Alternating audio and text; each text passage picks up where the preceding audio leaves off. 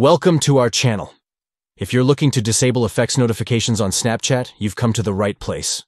We'll walk you through the updated steps to manage those notifications seamlessly. Let's get started. First, open the Snapchat app on your Android device. Once you're in the app, look towards the top right corner of the screen. There, you'll see your profile picture. Go ahead and tap on that. Now that you're on your profile page, it's time to access the settings. Tap the gear icon, located at the top right corner. This will take you to a menu where you can adjust various settings for your Snapchat experience. Next, scroll down until you find the option labeled Notifications. Tap on it to open the notifications settings. This is where the magic happens. Finally, look for Creative Effects in the notifications list.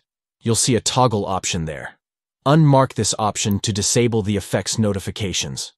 And just like that, you'll no longer receive alerts for creative effects on Snapchat.